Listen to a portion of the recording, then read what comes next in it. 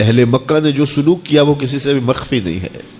پتھر مارے، گڑھے کھودے، کانٹے بچھائے، اجریاں ڈالی، اپنے گھروں کے کوڑے لا کے حضور کے گھر کے سامنے رکھ دیے.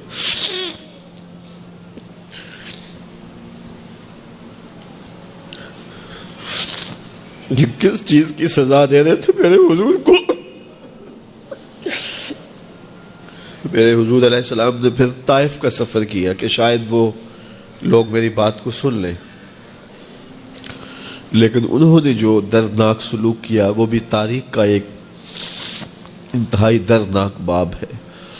انہوں نے اوباشوں کے ہاتھوں میں پتھر دیے اور جس راستے میں میرے حضور نے گزرنا تھا ان کو اس راستے پہ کھڑا کر دیا اور کہا ان پہ سنگ زنی کرو.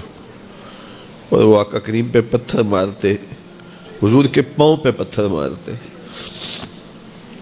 آقا کریم علیہ السلام پاؤں اٹھاتے تو وہ دوسرے پاؤں پہ مارتے. پھر حضور شدت درد سے بیٹھ جاتے تو ان کے دو غنڈے دائیں بائیں سے آگے بڑھتے اور حضور کو کندھوں سے پکڑ کے اٹھاتے، پھر سنگ باری کرتے.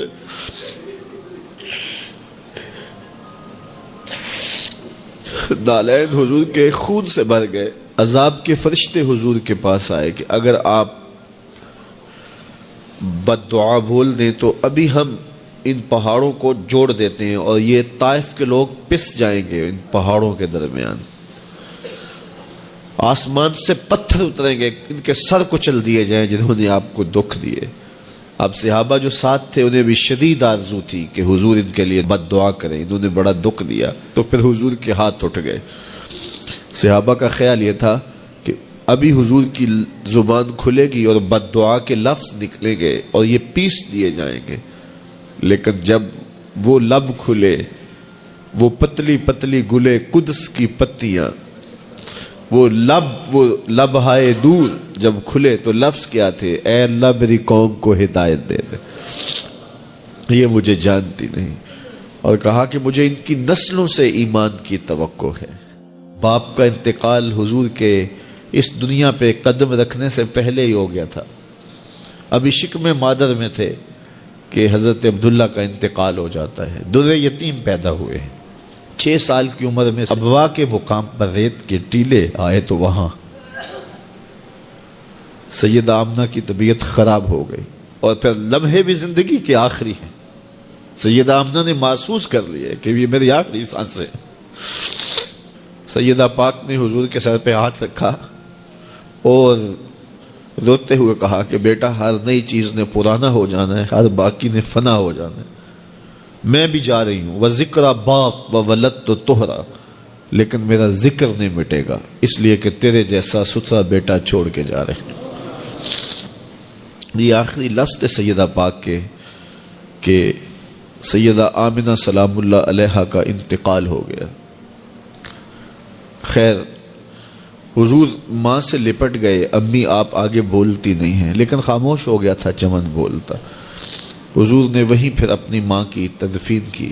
تدفین کے بعد ام ایمن کے ساتھ سواری پر بیٹھ جاتے ہیں اور چمٹ جاتے ہیں ام ایمن کے ساتھ، اور وہ جا کے حضرت عبد المطلب کے سپرد کر دیتی ہیں. تو حضرت عبد المطلب حضور کو آغوش میں لے کے بڑا روئے اور ام ایمن سے کہا کہ میرے اس بیٹے کا تم نے خاص خیال رکھنا ہے. اور پھر انہوں نے اتنا خیال رکھا کہ میرے حضور فرمایا کرتے تھے ام ایمن میری ماں کے بعد میری ماں ہے. 2 سال کے بعد حضرت عبد المطلب کا بھی انتقال ہو گیا. ابن حشام کے یہ لفظ سینہ چیرتے ہیں کہ جب امیر قریش کا جنازہ اٹھا تو سارا مکہ جنازے کے لیے امڑ آیا، لیکن لوگوں نے 8 سال کے ایک بچے کو دیکھا جو دیواروں سے لپٹ لپٹ کے رو رہا تھا. آج یہ سہارا بچھن گیا تھا. پھر چچا کی کفالت میں آئے. پھر ایک وقت آیا کہ وہ بھی اس دنیا کو چھوڑ گئے اور اسی سال حضور کی اہلیہ کا انتقال بھی ہوا اور اس سال کا نام عام الحزن، دکھوں کا سال رکھا.